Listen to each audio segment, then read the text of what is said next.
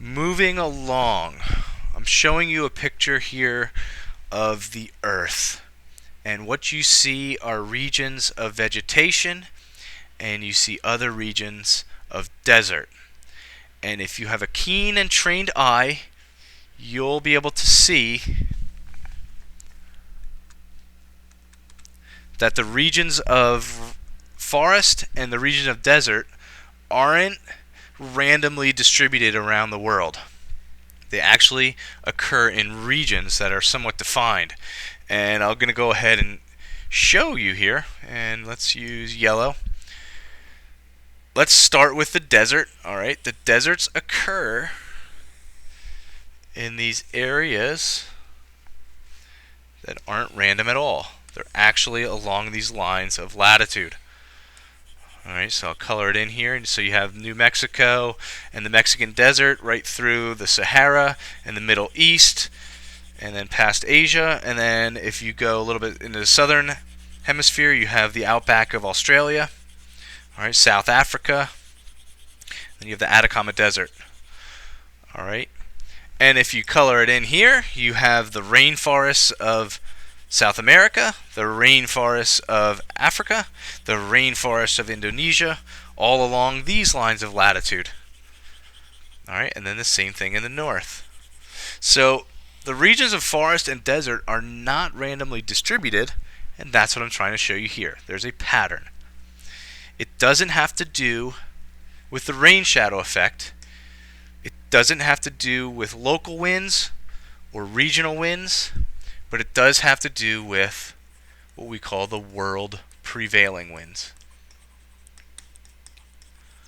Alright, so what we've done was we've graduated from localized winds and those convection currents, and we've graduated from regional winds of the rain shadow effect and the Santa Ana winds and the monsoons.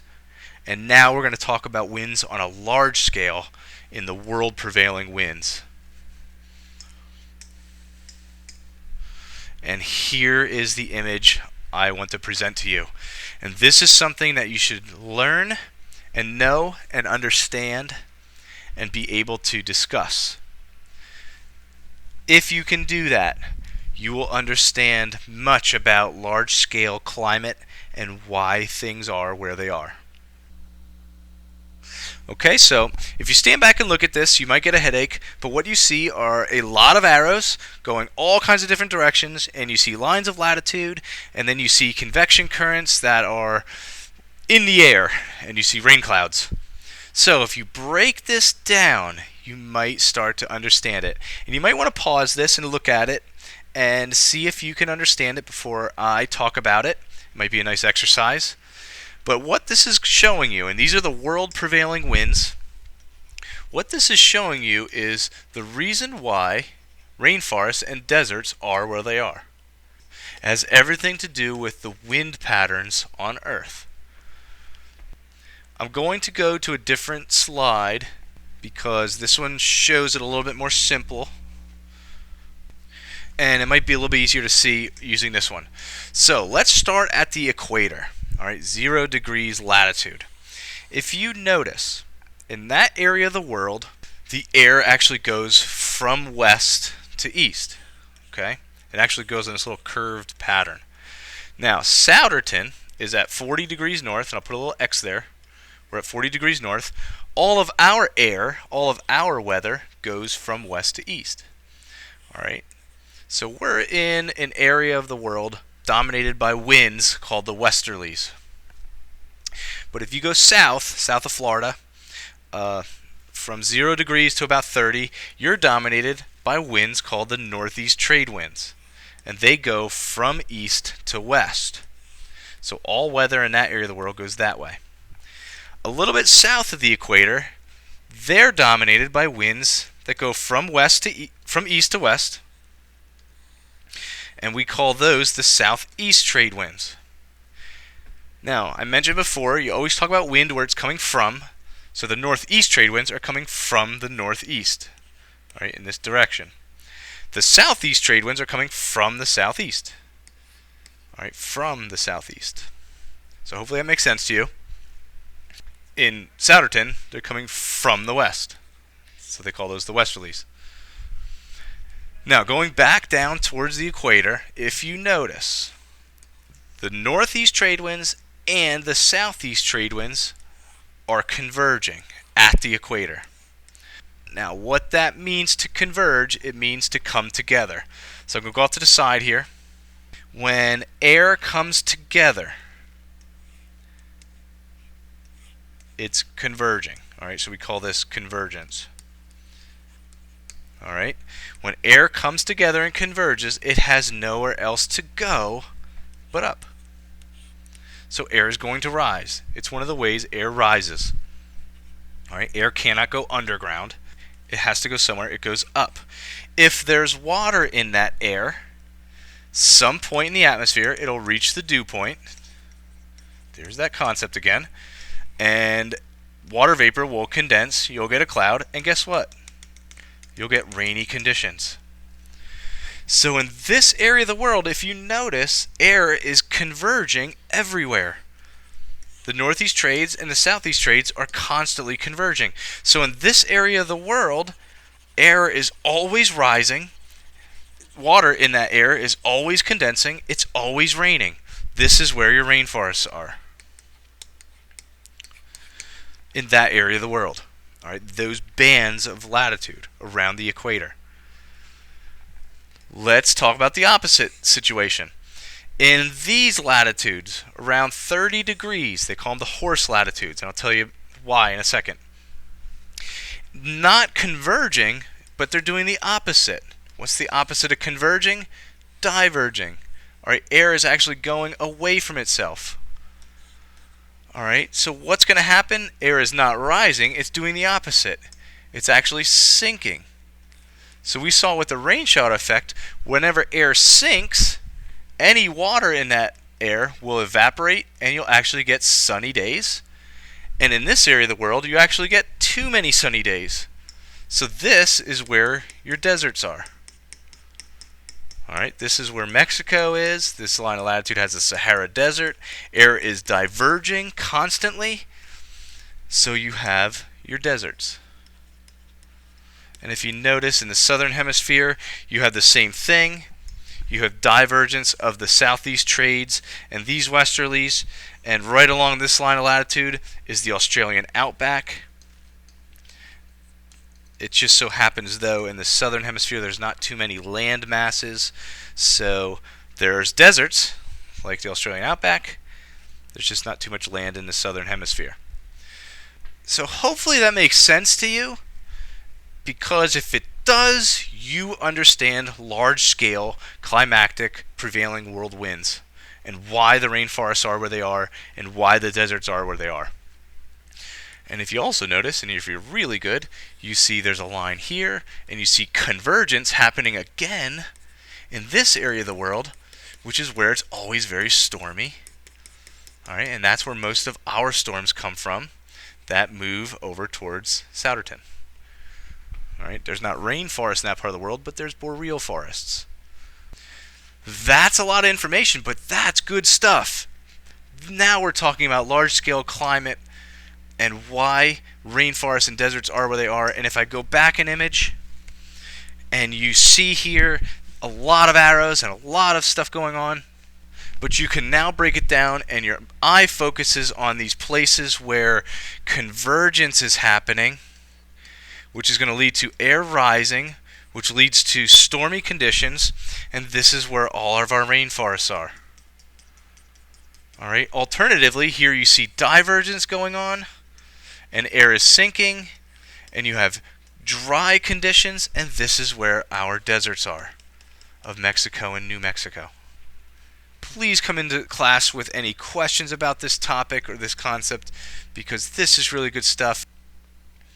To take it a little bit farther, which is what we always strive to do, we're going to call these giant convection currents that have to do with the world prevailing winds, the ones that result in the tropical rainforest, we call the Hadley cells.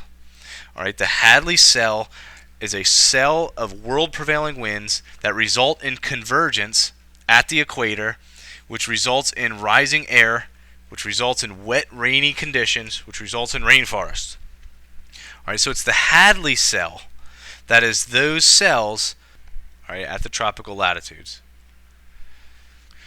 Those Hadley cells actually interact with a cell next to it where air actually sinks,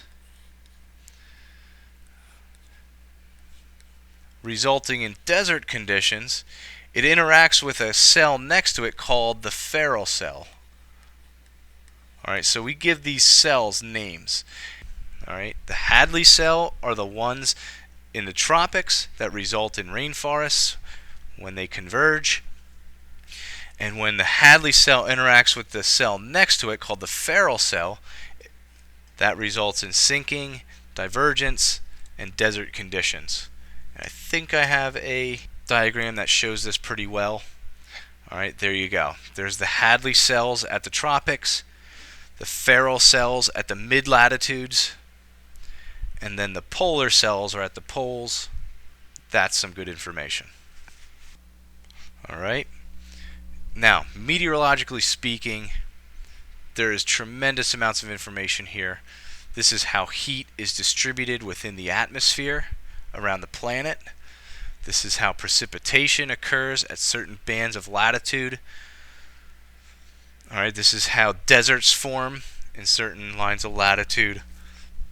It all has to do with these large-scale convection currents that circulate heat. And if I go back and you take a look here, you really see these things in action. How climate change is going to impact the atmospheric system, we don't know. Alright, what's missing from our discussion today is ocean circulatory systems, which we will get to, and it plays also an integral role in circulating heat around the planet. In fact, interacts with the atmosphere in a very complicated way, but we'll get to that. Alright, so let's finish up here with extending this topic, this concept of world prevailing winds, right, the northeast trades and the westerlies.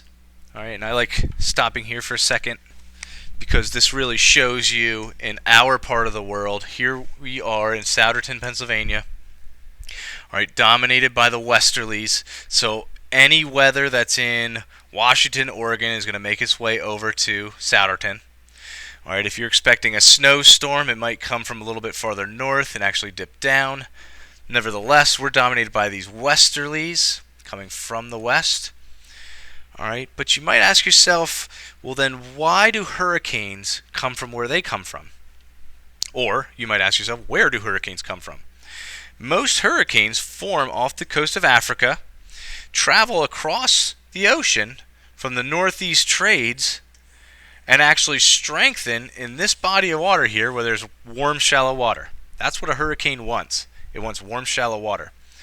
So as it makes its way across the ocean, it'll strengthen here because they're counterclockwise. They spin up into where the westerlies will take them, to Souderton. So you'll see this pattern of hurricane coming from Africa all the way across the ocean and then up and through the continental United States. So let's take a look at that concept here. Alright, here you go. We have a situation where off the coast of Africa there's warm water, so these storms will begin, and as they make their way across the Atlantic Ocean, they might strengthen a little bit and graduate to a tropical storm, alright, which is a giant counterclockwise system. If it strengthens enough and graduates to a hurricane, it will make its way across and into our region. Alright, some actually start in the Gulf and come up into our region that way. Nevertheless, this is how they move. Now, you might have noticed that everything, when it came to wind, bent to the right, especially in the northern hemisphere. Alright, what we're talking about is the Coriolis force, or the Coriolis effect. Alright, now the Coriolis effect should also be a review, but it's necessary in this discussion. All right, it's the tendency of an object that's moving to deflect to the right. All right, and that's in the northern hemisphere. It'll deflect to the left in the southern hemisphere.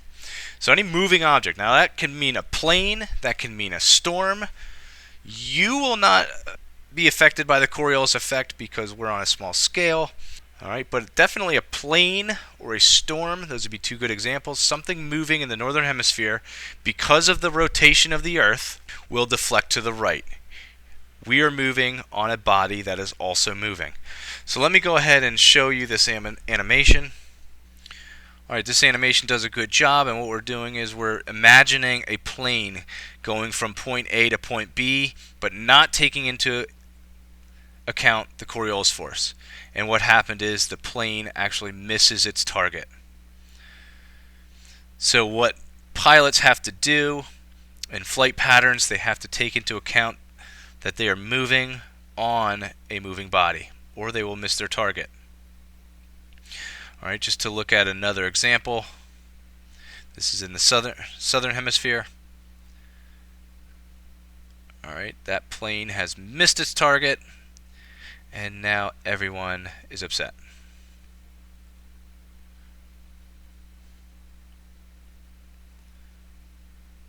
Okay. Pretty easy concept, but like I said, necessary for this discussion, because if you look at all the paths of hurricanes that come from off the coast of Africa, Atlantic hurricanes, you'll notice this path that they are all deflected to the right, which is one of the reasons why the east coast of North America is such an impacted zone for these storms. Alright, and just so you know, a little bit of background about hurricanes. Alright, if you hear the term hurricane, you're talking about a storm in the Atlantic Ocean. If you hear the word typhoons, you're talking about a Pacific storm. If you hear cyclone, you're talking about a storm that's around the Indian Ocean. I've never heard of willy willies, but we'll call them hurricanes that happen to Australia. Alright, so it's regional. It's all the same storm. It's just a regional difference in terminology. And if you look down in the bottom right, what we're looking at is a cross-section or a diagram of a hurricane, and everybody knows about the eye. And it is true that in the center of a hurricane, the defined eye, let me draw a little diagram here. It's a mini high-pressure system, so it's literally a mini nice day. And what's happening is air is literally diverging. All right, within that system. And whenever air diverges, air is sinking. Whenever air is sinking, any water is evaporating. So you literally have a nice day in the center of the hurricane. You might not want to experience that mini nice day, though, because the eye wall, all right, labeled here, the eye wall that surrounds the eye is actually where the strongest thunderstorms and the strongest winds of the hurricane are actually located. All right, so it's very dangerous for the eye wall to pass over you, and literally because a hurricane is going in a counterclockwise rotation. All right, so if you look here, counterclockwise rotation. So if this storm is moving over you, you're getting winds at 200 miles an hour in this direction, and then let's say the eye moves over you, then you're getting the winds in this direction. All right, so any telephone pole or tree that's been stressed in this direction at 200 miles an hour and then gets stressed in this direction at 200 miles an hour, any object like a tree will just snap and become a projectile. All right. So that's a little bit about the diagram of a hurricane. Very simple. You might call these the storm bands. All right. Pretty simple, but just a little bit about hurricanes. I thought it'd be appropriate to include that here. We know what we know about hurricanes because of technologies like the Doppler radar. Airplanes will drop radio sondes within the systems. All right, satellite data. Wow, that's a lot about a topic that we just went off on a whole bunch of tangents and covered a lot of information that was a preview for our unit about climate later in the year. But I thought it was necessary to talk about a couple of these things so that we can gather an understanding for some of these larger scale concepts. So hopefully you took some good notes on those concepts. There's a lot there, but I feel like this is necessary. So, that might have been a little bit more about water that you wanted in an introductory lecture on a topic. You might be soaked with anger, but hopefully you've realized that we're just getting our feet wet in this unit about water.